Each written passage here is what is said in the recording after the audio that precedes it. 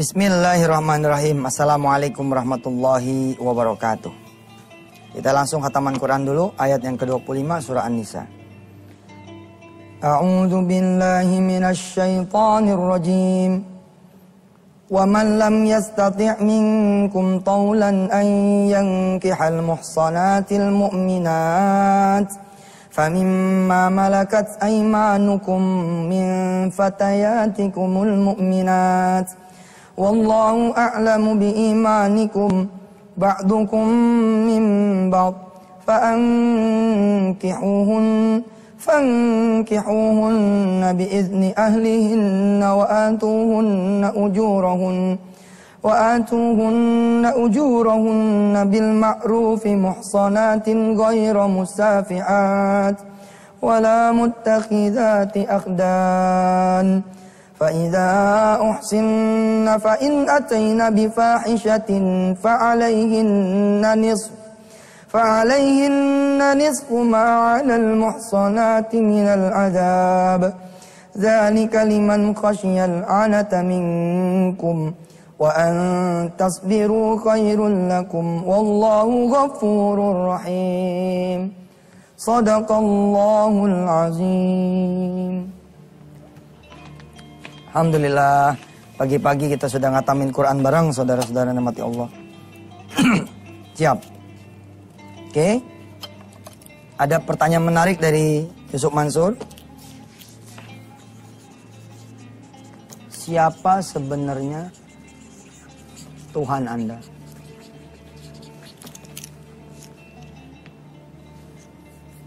Siapa pemberi rizki Anda? Siapa penjamin hidup Anda?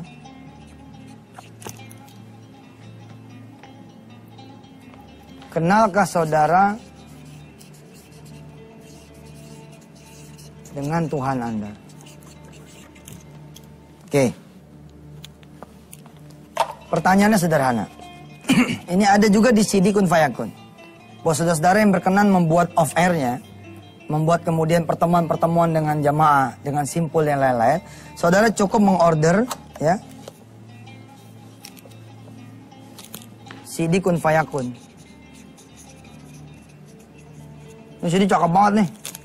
Ini dirilis pertama kali kira-kira tahun 2004 apa 2005 gitu. Kun Fayakun. Sebagaimana kemudian juga ada di buku kuliah tauhid ini, saudara.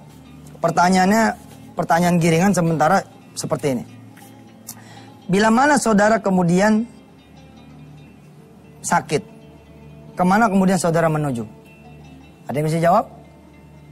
Kalau saudara sakit, kemana saudara menuju? Ke dokter. Sampai dokter, ternyata sang dokter nanya sama situ, itu sakitnya apa? Barulah saudara bercerita tentang penyakit saudara semua. Dan setelah saudara bercerita, maaf nih para dokter ya, ini masalah logika tauhid. Baru kemudian sang dokter melakukan diagnosa atas cerita dari saudara. Kalau saudara tidak bisa bercerita, maka akan dilaksanakan observasi. Observasi dari orang sekitar atau langsung observasi darah dan segala macamnya. Itu tandanya begitu saya tulis dan saya beritakan di CD Kun Fayakun. Sebenarnya saudara sedang mendatangi yang tidak tahu apa-apa. Kalau emang dia tahu, nggak perlu saudara ditanya tuh. Pokoknya begitu orang nongol nih. Oke, Anda sakitnya ini obatnya, makan. Nggak bisa, kan ente perlu ditanya dulu, apa yang sakit? Perut dikasih perut, punya obat. Pala dikasih pala, punya obat dan seterusnya. Oke, pertanyaan berikutnya. Bila mana saudara ya lapar, yang saudara cari apa? Makanan. Bila mana saudara kemudian haus, yang saudara cari apa? Minuman. Bila mana saudara punya mobil, motor ya rusak, saudara mendatangi siapa? Bengkel. Ketika saudara mendatangi bengkel, apa iya itu bengkel langsung bilang, Bapak silakan tunggu sana, kami sudah tahu apa penyakitnya. Nah, tetap aja dia nanya dulu sambil megang-megang kapnya tuh, kenapa nih mobil? Gitu kan? Kita bilang dah nih, ini mobil batuk-batuk. Oh, ada batuk panjang. Kayak motor mesin bagaimana nih. No. Terus apa lagi keluhannya? Setelah kita bercerita sebagai pemilik mobil, ya, barulah kemudian sang mekanik bengkel bekerja. Kenapa dokter perlu bertanya dan mekanik perlu bertanya? Nih jawabannya, tauhid. Karena dia bukan pemilik badan kita dan dia bukan pemilik mobil kita. Kalau kita datang ke Allah, Allah gak bakal nanya, Ji. Lagian kalau Allah nanya sama ente kabur. Kita datang nih, ya Allah, saya punya duit gak cukup buat berangkat haji. Terus Allah nanya, berapa emang? Waduh, berapa itu, Ji? Jam 2 lagi lu sholatnya. Hah? Kira-kira gimana? Allah gak perlu nanya sama ente. Karena dialah yang menciptakan ente, memiliki ente dengan segenap. Apa menjadi persoalan kita semua. Nih, penutup segmen ini. Bila mana saudara punya ban motor, ban mobil kempes, atau ban sepeda lah kempes, kemana saudara menuju? Ya? Ke tukang angin, tukang tambal ban. Artinya apa? Simple saudara kalau saya mah. Bila mana saudara punya masalah, saudara punya keinginan, tapi saudara tidak mendatangi Allah, itu tandanya apa? Saudara tidak mengenal Allah sebaik saudara mengenal dokter ketika saudara sakit. Saudara tidak mengenal Allah ketika saudara mengenal bengkel untuk motor mobil saudara rusak. Saudara tidak mengenal Allah seperti saudara mengenal makanan ketika lapar, minuman ketika haus. Dan konyolnya, Allah tidak lebih saudara kenal ketimbang tukang tambal ban. Otak nyambung tuh langsung. Begitu, nah, tukang tambal ban di mana ya? Coba, hebat sekali tukang tambal ban. Begitu diingat oleh saudara. Lalu kapan saudara mengingat Allah sebagai pemenuh segala kebutuhan saudara? Kalau sudah mentok, kalau sudah kepepet, alhamdulillah itu juga Allah tetap menerima dan Allah tetap membantu. Subhanallah. Silakan.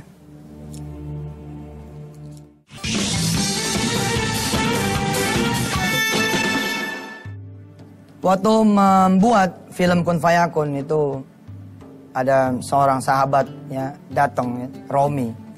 Dia datang, Ustaz, Masya Allah nih ada cerita subhanallah. Gimana ceritanya, Rom? Ada temenannya, dia di PHK, Ustaz, 2 minggu. Di PHK 2 minggu sebelum istrinya melahirkan.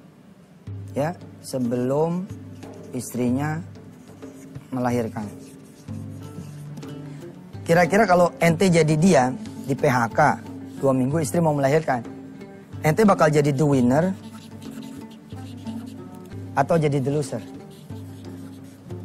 Hampir nyaris semua orang akan menjadi the loser. Ngapa sih di PHK-nya sebelum ini lahir? Jadi hilang dah tuh jaminannya, hilang dah tuh kemudian bonusnya dan seterusnya. Hah? Kenapa sih? Kenapanya bukan alhamdulillah sudah jalan 9 tahun nih kerja, oleh memang harus di PHK juga hari ini, ya alhamdulillah. Cuma lewat mana tuh direktur tuh? Ya tetap jangan pakai koma dong, titik, alhamdulillah titik. Dia tidak jadi the loser, dia jadi the winner. Ada duit waktu itu pesangon 2 juta rupiah. Alhamdulillah dong. Cukup nggak buat melahirkan? Kalau normal insya Allah cukup. Tapi subhanallah pemirsa, palu godam yang kedua datang. Ini palu godam yang pertama. Palu godam yang kedua datang. Ternyata begitu hari H melahirkan, kata sang bidan nggak bisa. Ini dioperasi, nggak bisa dilahirkan di sini, harus dibawa ke rumah sakit besar. Dirawatlah di rumah sakit besar.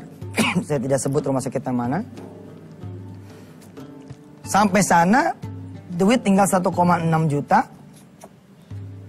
Dokter bilang sama dia, Pak, kita harus diagnosa nih. Harus diobservasi dulu bagaimana. Nah, ternyata setelah diobservasi, alhamdulillah, kata dokter begini. Insya Allah sih anak ini bisa keluar ya, tapi tidak ada harapan umur panjang.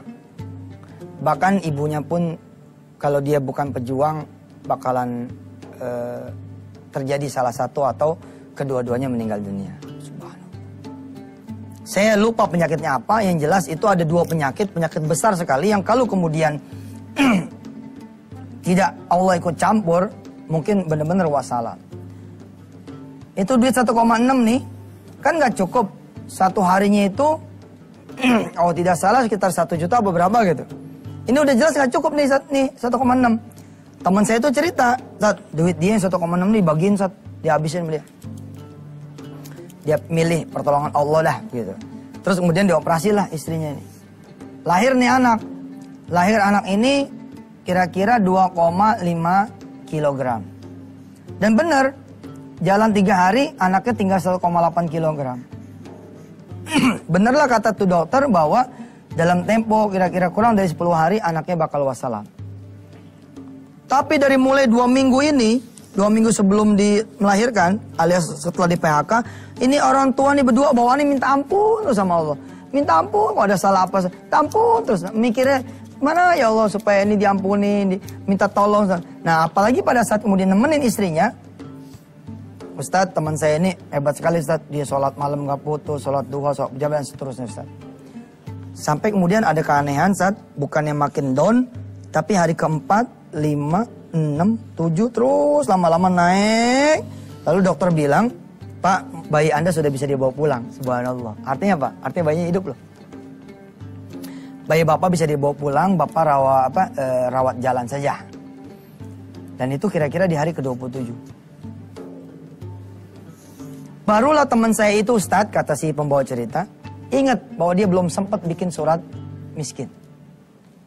Surat susah. Nah di Indonesia ini emang orang miskin suruh ngaku ya. Aduh, subhanallah lah, kita doain pemerintah kita biar kaya raya lah begitu ya. Biar ketemu pemuliaan terhadap orang-orang yang hati-hati juga tuh ente kalau mau bikin acara, hati-hati. Jangan ngomong begini kalau bikin acara santunan, ente sebagai pembawa acara ngomongnya begini. Kepada yang miskin-miskin silakan naik ke panggung, kita akan ada itu, saya dengernya gimana gitu. Hah? Kepada anak-anak yatim, ya mana anak-anak yatim, coba mana? Allahu Akbar, apa nggak ada bahasa lain apa? Dia lupa bikin surat bahwa dia tuh miskin, surat keterangan bahwa itu dia susah, lupa dia. Terus karena nggak keburu, dia silaturahim ke salah satu teman yang membawa cerita ini. Nah teman saya itu membantu 2 juta. Kita tidak memperdebatkan soal kartu kredit, tapi teman saya bilang, gue nggak punya duit, tapi cuma punya ini, brong gitu, digebrakin itu kartu kredit. Udahlah kita jebolin semuanya untuk bantu ente. Ngejebolin semua tuh 2 juta. Orang ini dikasih duit 2 juta, mikir, itu berapa duit ya kalau satu harinya 1 jutaan. Sementara duitnya 2 juta. Lagi-lagi nih dari mulai Ciledug sampai tuh rumah sakit di Bilangan Jakarta, ini duit 2 juta dipecahin. Kanan kiri dia bagi terus nih duit. Bagi terus duit ini. Subhanallah. Sampai kemudian tiba di rumah sakit duitnya tinggal 10.000. Dan ini cerita Masya Allah nih. Waktu diceritakan karena emang dari yang praktek langsung ya. Air mata saya sih nangis bener. Nangis pertama anak saya tuh lahir sehat lah. Anak saudara sehat tidak? Sehat. Gara-gara gak punya duit buat sekolahin lebih tinggi.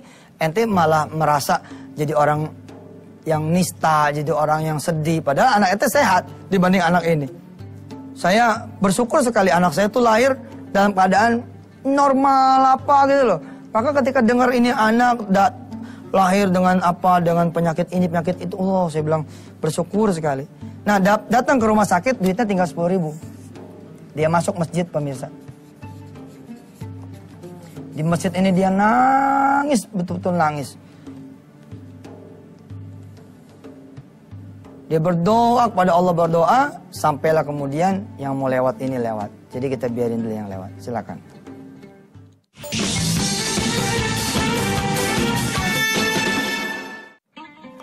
Pemirsa yang dirahmati Allah, kalau sampai saudara tidak merasa ada Allah di sisi saudara, itu hati saudara perlu diperiksa. Bisa jadi bukan karena nggak kenal, tapi Allah nggak masuk ke dalam karena terlalu banyak barangkali dosa-dosa kita semua. Kita berdoa kepada Allah Subhanahu Wa Taala.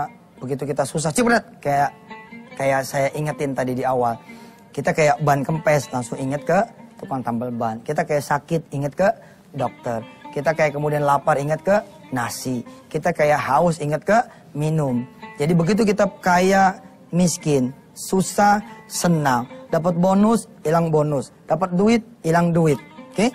Dapat mobil, hilang mobil. Dapat kerjaan, hilang kerjaan. In every moment kita datang ke Allah. Kita ingat kepada Allah. Fadhkurullah.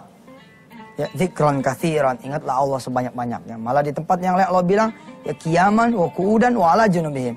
Kita kemudian dalam keadaan berdiri, berbaring, duduk, jalan, lari, ya, diem, kita ingat kepada Allah Subhanahu wa taala. Lihat orang ini punya ujian di PHK, istri 2 minggu lagi mau melahirkan. Dia terus ke Allah. Ternyata begitu ke bidan harus dibawa ke rumah sakit. Di rumah sakit dibilang sama dokter harus dirawat 1 harinya 1 jutaan. Duit tinggal 1,6, dihabisin sama dia. Dia geber lagi sholat, digeber lagi kemudian zikir, baca Quran dan segala macamnya doa.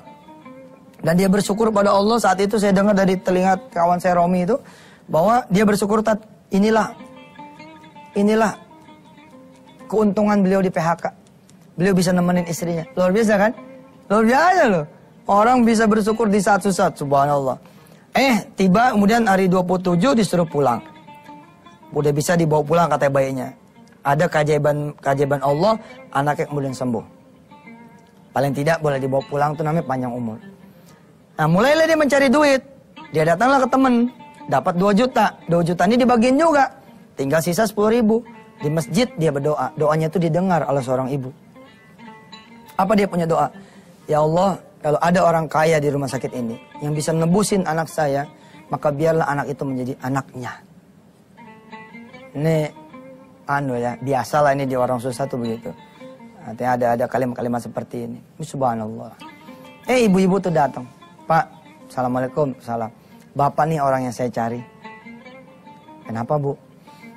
Ya, saya tuh bawa duit sedekah ini, tapi bingung mau ngasih siapa. Ya udah saya kasih ibu aja deh. Mudah-mudahan cukup ya buat biaya pengobatan. Itu ngelihat duit, ya, itu dia gendong tuh duit, dia peluk tuh duit.